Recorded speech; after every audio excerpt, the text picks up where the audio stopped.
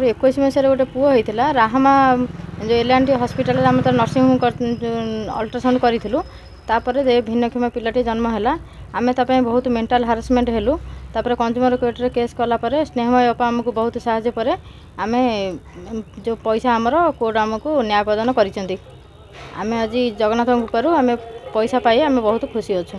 जो भाई भाव अन्याय होमती दंड दि जाऊ आम जो आज न्याय पाइचु से आम कोर्ट आमको बहुत साहाय्य करमको पैसा पाई आम पिलाटी हारासमेंट हेनी ता स्वाधीन अवस्था से चलो आमर जब किसी भी असुविधा हो जाए। नमस्कार मु Shrimati Snehamayi Acharya all India consumer welfare council state president अच्छी आज मैं अत्यंत खुशी व्यक्त करुच्ची किए कहे आईन को अंध बोली मु कहे आईन चारि चतुर्पार्श्वर दृश्य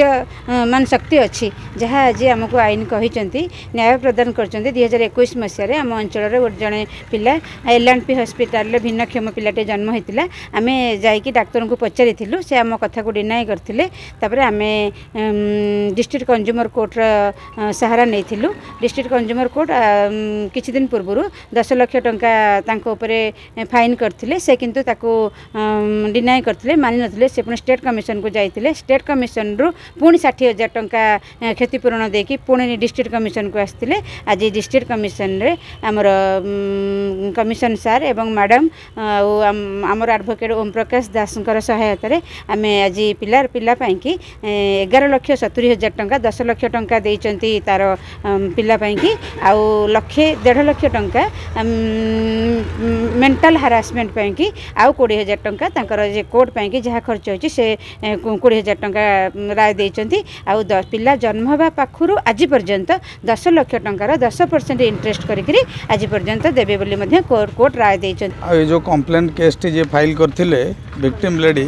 वंदना दास तांको व्यास फाउंडेशन अध्यक्ष आमर स्नेहमयी मैडम आनी मो पाखे पहुँचे दुखर कहानी से मत कही आम ड्राफ्ट कर केस टे फाइल करूँ कंज्यूमर केस नंबर 18/21 से 18/21 आम एल&पी हॉस्पिटल और डॉक्टर प्रताप केशरी दास को पक्षभुक्त करूँ उभय पक्षर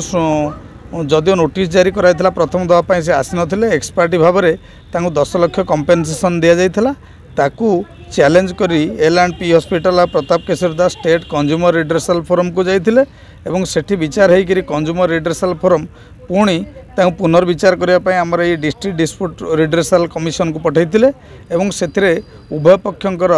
कागजपत्र एवं तांकर एविडेंस जहाँ सब कागजपत्र को लेकर मान्यवर डिस्ट्रिक्ट कंज्यूमर रिड्रेसल फोरम से जो अवार्ड कंपेनसेशन होता 10 लाख तो कायम करचंती सहित pendente lite future interest maintenance mental agony करी टोटाल 11,70,000 अवार्ड देइचंती एवं ये राय गोटे जुगान्तकर राय आपण जिलार मध्य सबुठार गोटे भल राय कहले अत्युक्त हे ना आ जो हॉस्पिटल अन्य माने रोगी मानक शोषण कर एने जो सेक्टर में शोषण करपई आपण मैंने आपको अवेयरनेस हिसाब से यूज करी लोक मानक सचेतन करेंगे तेणु मोर कहबार कथा हूँ सर्वशेष जो व्यास फाउंडेशन स्नेहमयी मैडम अच्छा जी कि आणिक लोकलोचन पहुँचेले ये रायटा जो है तेणु अवेयरनेस सृष्टि करने यूज कर लॉ समस्त अच्छी एवं जी विक्टिम अच्छी से निश्चित न्याय पाइक हकदार जदि प्रॉपर्ली जस्टिस